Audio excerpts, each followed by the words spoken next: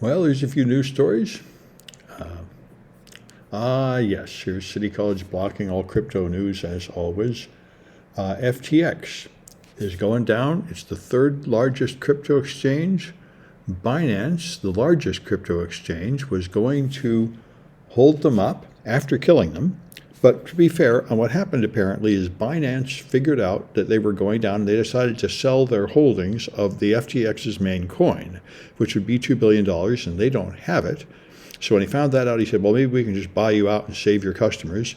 $8 billion worth of customer money is at stake. But then he performed the due diligence and looked at the financials, and this was CZ, the leader of the largest crypto exchange in the world, Binance. And he said, forget it. We can't do anything. We can't save you. You're in too much trouble. And that's because Sam Bankman-Fried, the owner of FTX, had another crypto exchange he set up, and he had been loaning money from his customers to this other exchange, which also went broke. So $8 billion that should be in FTX are gone, loaned to another exchange that lost it. So they're doing just what the banks used to do. You invest money, you deposit money, they just invest it in something terribly risky, like risky crypto projects. Then when they lose it, it's gone, and you lose your money. So Coinbase is claiming that their exposure to this latest catastrophe is small enough that they will not die. But that's what everybody always says. Indeed, Sam Bankman-Fried said right up until the last minute, everything's fine, there's nothing to worry about, because as soon as people find out you're in trouble, there's a run for their money. Now, I heard on a podcast that 85% of the money had been withdrawn, which, if that's true, that's probably why they're collapsing, but it also means that that large percentage of customers actually got their money out, which would surprise me. I highly doubt they have the money for all that. Anyway, so this is really rocking the crypto space. People are very troubled. Bitcoin fell down to about 15,000. It had a hard stop at 20,000 for a long time. So the crypto space is collapsing even more. And there's a very interesting podcast here. I'll put the link in the chat. This is from 6 months ago. This is the owner of FTX, Sam Bankman-Fried, explaining how to make money in crypto and how crypto works. And about halfway through, he discusses how you make money staking tokens, and it is just a Ponzi scheme. And he says it's just a Ponzi scheme. And when they say that's crazy, he says, well, that's the way everything is these days. People investing in real companies are investing not based on their actual price to earnings, but just on how much they think it's going to go up. So things go up just because they're going up, not because of any fundamentals anymore. And I must say that is certainly true. That is, as far as I can tell, the principle of the modern economics, Keynesian economics. You can just spend money without having it, and it will just magically come from nowhere as long as people are happy. And Tesla is the main example of this. It's a meme stock. Tesla does, of course, have some fundamentals. They actually do make cars and sell cars, but the stock trades at easily 10 times what the cars are worth. So 90% of the value of Tesla is not based on any actual fundamentals of profit and loss. It's based on just Elon Musk being famous, and everyone believes he's great, and if you support him, it'll work out well at some emotional level. So it's very much like Donald Trump. You support him not because he's going to actually do anything or because he's actually got any principles or positions, but just because you love him emotionally. This seems to be the way a lot of things work now. Anyway, FTX appears to be going down, although there are rumors of various other strange crypto characters maybe going to step up and save it, but it's unlikely, I think, because it's too big.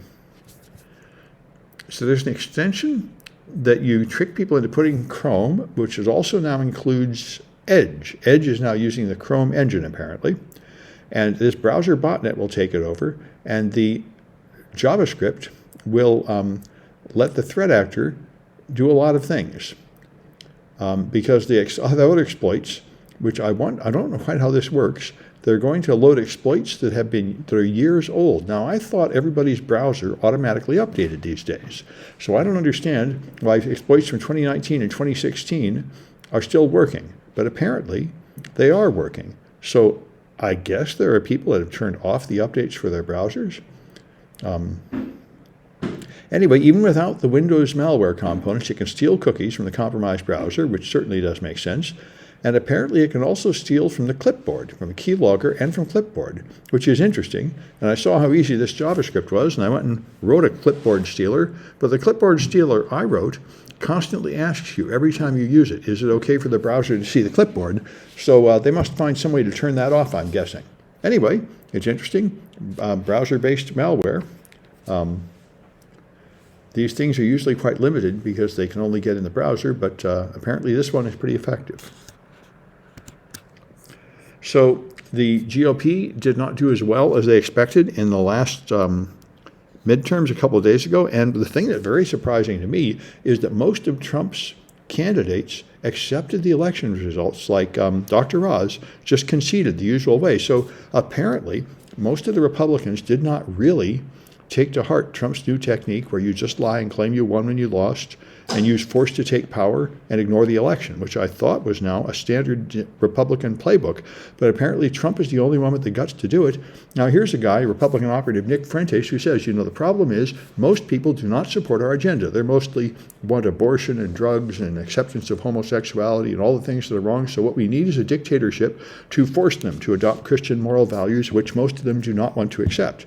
And, you know, it's nice to see some of them take off the mask and point it out. This is the American evangelical position. It's the same as the Taliban. We're going to enforce a theocracy on you, even though most of the people don't want it, and we're going to do it by force. But apparently most of the Republican candidates claiming to be on board with that agenda are not really on board with it, and they just gave up. So this is very good, of course. Our democracy may survive. I thought this would be a crushing blow, and 2024 would be the end of our democracy. And that might still happen, but it looks like the traditions of the Republican Party are thwarting Trump's attempt to turn us into a dictatorship, just as they did in 2020. He tried to do it then, and there's a bunch of Republicans that stopped him. There's apparently still, even the ones claiming to be Trump's allies, don't really accept his goal of turning it into a dictatorship. Part of the issue is the voters not liking that people just pretend to win elections. Well, I would hope that at some point the Republican voters would turn against it, but I've never seen the slightest sign of that. It's 80% or more of Republican voters think Trump is wonderful no matter what he does. So apparently they do not value our democracy or they don't understand it. And they're perfectly happy to have a dictatorship with Trump in charge. When you ask them, 67% of them say that the voting's all rigged anyway, the elections are already fake, so it doesn't matter, because they just believe anything Trump says, no matter how obviously false it is. That's the surprising part. But if the Republicans ever get tired of this nonsense, if the Republican voters ever do, then the Republican leaders would gradually drop it. All the Republican leaders hate Trump and want to get rid of him and know he's destroying the party. They don't dare to say anything because his voters remain loyal. Anyway, so we appear to have dodged the bullet, and 2024 will be the big decision whether we continue to live in a democracy or move into a dictatorship. Twitter. Speaking of Trumpian characters, so Elon is doing what he always does, completely ignoring the law and driving right through the stop signs. And his latest one is to roll out a bunch of new features in a hurry after having canceled the content moderation and legal compliance team completely. And this is completely illegal. This is something I've seen before because the FTC is my alma mater. I used to work for the FTC, and the Twitter has already been busted for a cybersecurity incident, I think in 2014, and they are under a consent decree. They are required not to do risky things without a plan anymore. So under strict consent decree that says you cannot launch new products and services without a written plan about their security. But Elon has fired all the security team, canceled them, forced these plans to be rolled out in a tearing hurry. There's a lot of bugs appearing on the system. And so he is completely ignoring the consent decree.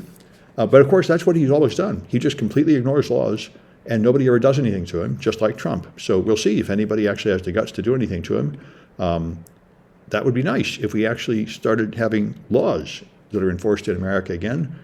That would be like elections. I sort of thought that was gone, but we will see. He's firing 50% of the employees, right? He fired 50% of the employees, yep, and then he had to try to hire a bunch of them back because it turned out there was nobody left on teams that knew how to fix things, and they wouldn't come back largely, as you would imagine. And he keeps... Come back, or they just say forget it? They've said forget it, as you would think, because now they're going to get severance pay, and anybody would be glad to get severance pay at this point, I think. Who wants to... He gonna get sued because it's like 10 days before warning, before they announce the layoff, right? Actually, they're supposed to get 60 days warning, so there's a class action lawsuit saying it was illegal. However, he's giving them 90 days severance pay, he says, but he is denying them their stock options and stuff, which they were legally obligated to have. So he's trying to cut them off without the money they were supposed to get, and they do have a lawsuit in case. And now they're complaining, saying that he is continuing to fire more people, and these people that get fired, he forces them to sign a document signing away their rights before they know there is a lawsuit. So they're trying to force him to tell the people he fires that there is a lawsuit that they could join before they sign a document promising not to do that. And they also have to sign a non-disparagement clause, I think. So it's Non-disclosure is illegal, right? yeah. The other thing is, of course, that there's this real important thing, these blue check marks on Twitter. This has been the main thing. There are people who are serious public figures, and they get these blue check marks when they verify their identity, and that's how you can tell real accounts from fake accounts. And Trump and Elon has already destroyed that. He's selling the same mark for $8. So a bunch of fake scammers, including one scammer pretending to be the official account of Twitter, has bought this, and they're pushing like crooked schemes. They're saying all you have to do is send us your cryptocurrency address, and you'll get a free blue check mark. They're getting crypto money. So that's what everyone says. I mean, it used to be you had to be verified, and you had to go through a process. They'd verify who you are, but you didn't pay for it. And so now he's just selling it to anybody for $8. Because he has this belief that crooks won't pay $8 to get the privilege of scamming people, which is a very bizarre position. And just, It's only like 20 million fees, right?